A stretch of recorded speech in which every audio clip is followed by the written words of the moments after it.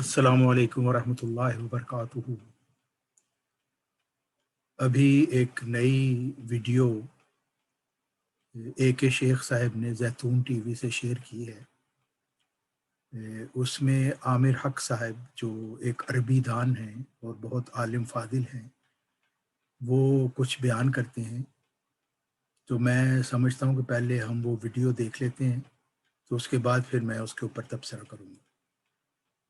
کہتے ہیں قال ابو ہریرہ کہتے ہیں کہ کننا جلوسا عند النبی صلی اللہ علیہ وسلم، ہم نبی پاک صلی اللہ علیہ وسلم کے پاس بیٹھے ہوئے تھے۔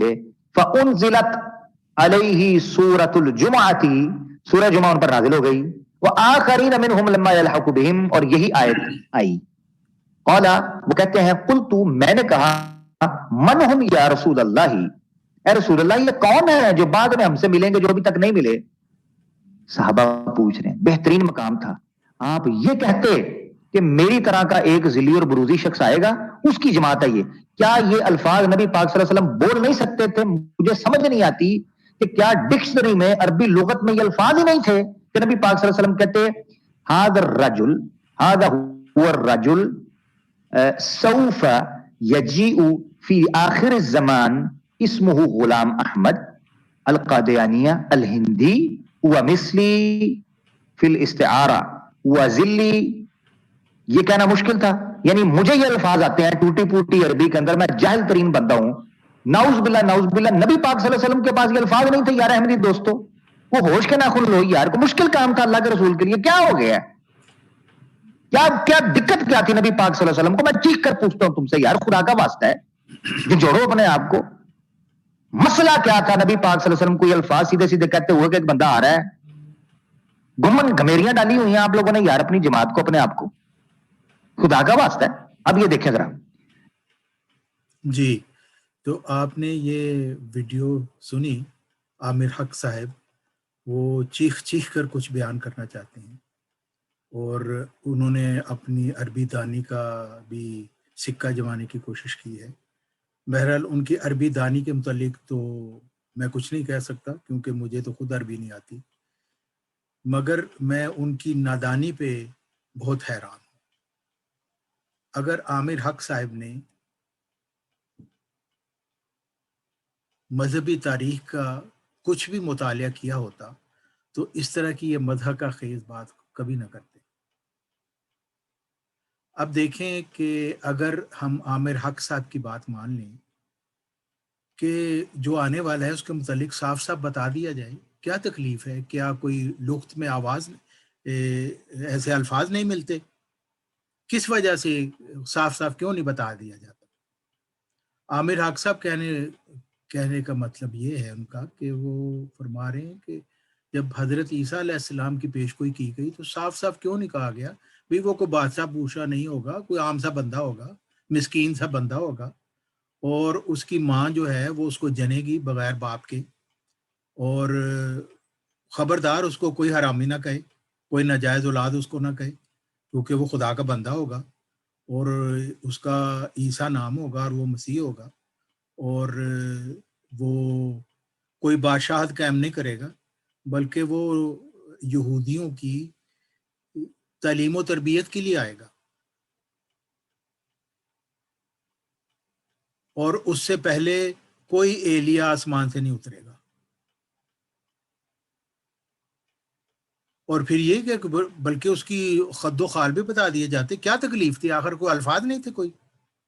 تورات میں کیوں نہیں بیان کر دیا صاف صاف اس طرح کی اس کی شکل ہوگی، ماں کی اس کی یہ شکل ہوگی، نام یہ ہوگا اس کا، مریم اس کا نام ہوگا، اور وہ بچہ جنے گی بغیر باپ کے؟ تو کیا مسئلہ تھا؟ میں چیخ چیخ کے پوچھنا چاہتا ہوں یہودیوں سے، تورات سے، اور عامر حق صاحب سے، میں چیخ چیخ کر پوچھتا ہوں کیا تکلیف تھی؟ کیوں نہیں بتایا؟ اگر یہ ساری باتیں بتا دیتے جو عامر حق صاحب پہلے بتا رہے ہیں، وہ بتا رہے ہیں کس طریقے سے لکھنا چاہیے تھا، تو ان کی کسی نے نہیں مانی۔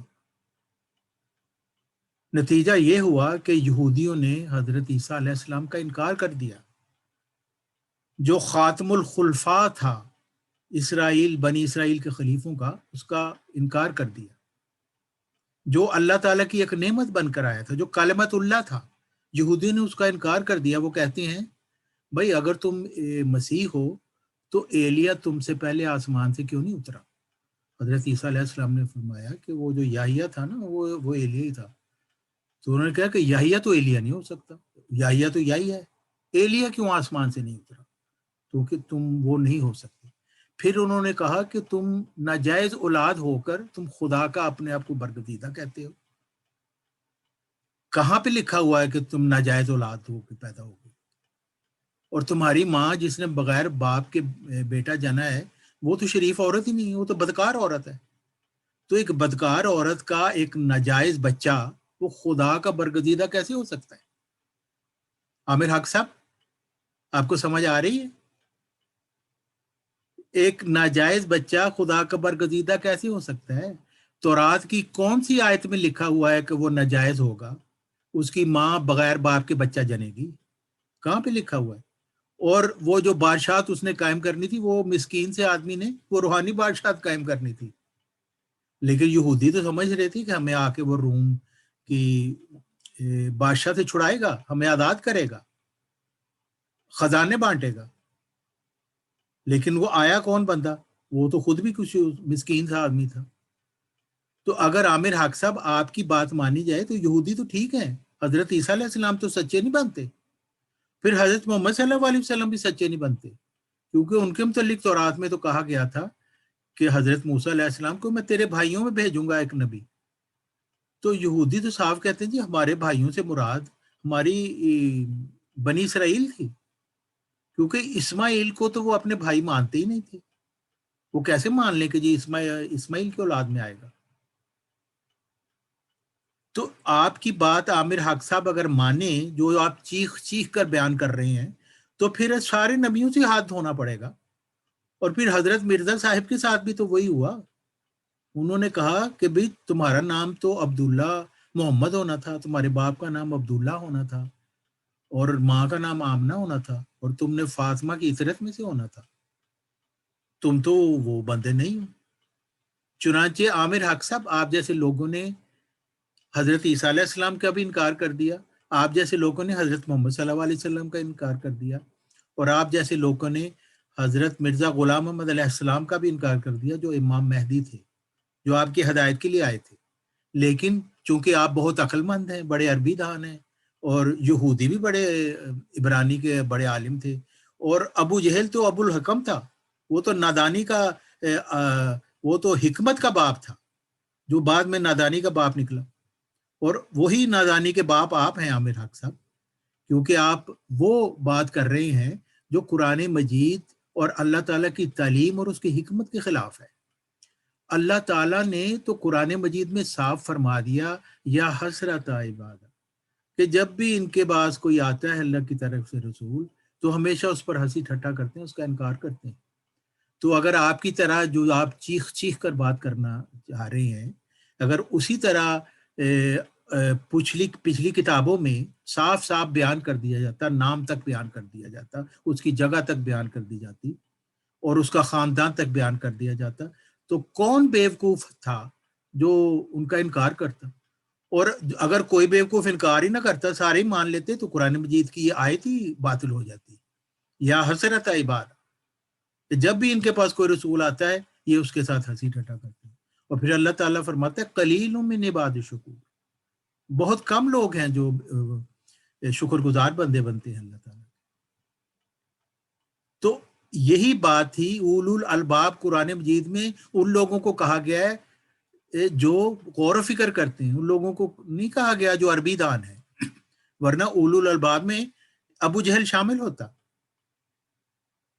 کیونکہ وہ عربی دان تو تھا لیکن حکمت سے وہ خالی تھا، اس لیے اس کو ابو جہل کہا گیا.